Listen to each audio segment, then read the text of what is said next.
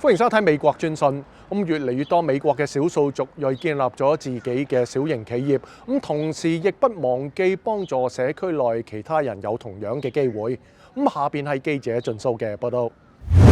So typically I start with something familiar, and my most familiar spice is sea salt. Salt is just as delicate as saffron, and it should be treated just as such. And this is parsley, onion flakes.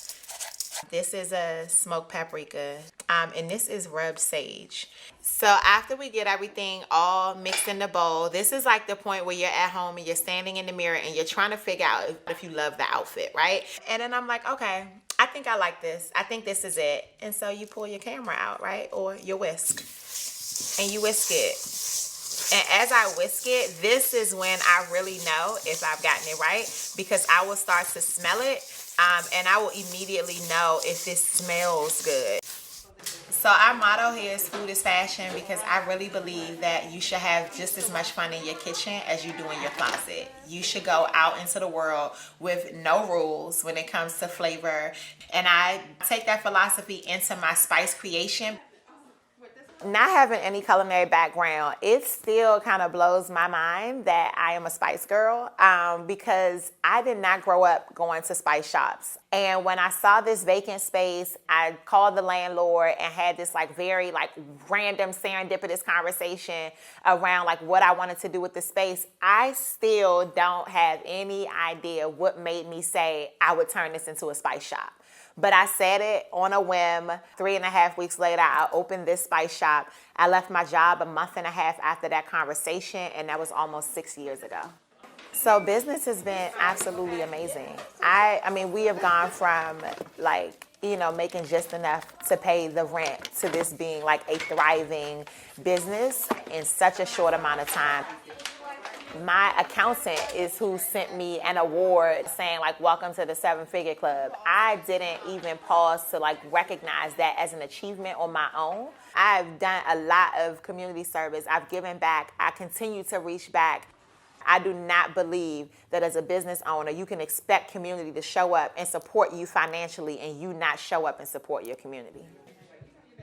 I am currently living a dream I didn't even know I had. I just hope that my life feels like less of a dream and more of just this really cool reality. 喺阿拉斯加州有一種別開生面嘅運動，就係冰上湖面賽車。下邊係記者德拉烏茲嘅報導。My first ever race was in a pink Ford Pinto, and they called it the Pink Pony. I was driving with my dad in town, and we drove past Beluga Lake, and we see these cars out on the lake. We tear on down. What's going on? What is this? We go down there. There's a sign. It says they're broadcasting on the radio. So we turn it on. Now we're listening. We're watching, and we're just riveted, staring over the dash, just loving it. This is so cool. Coolest thing I've ever seen. And then it says on the radio, we're looking for kid racers. I didn't dare hope. Nobody wants me to drive their car. Come on, I'm just a girl, a young girl. I don't really know anything. My dad says, well, let's just go.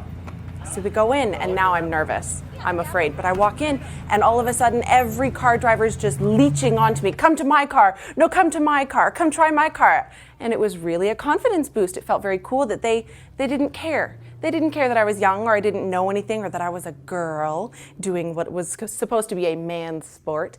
And so I walked in and they said, hey, can you drive a stick shift? And I said, sorta. And they said, great, and shoved me in a car. It was incredible. I went out there and I ran the entire race in first gear because I couldn't reach the clutch. We have long-standing members that were there in the 50s that are still here. But now it's their children and grandchildren and sometimes great-grandchildren coming down and being part of the association, and that's what's going to help keep us see into the future.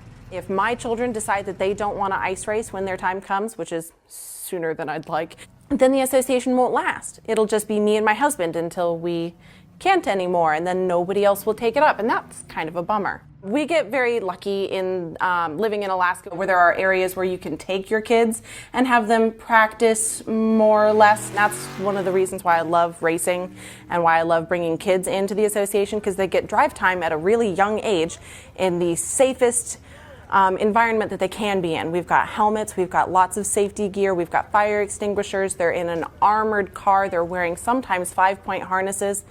They're in the safest location they could be for anything to go wrong. I feel like you don't get it until you get it.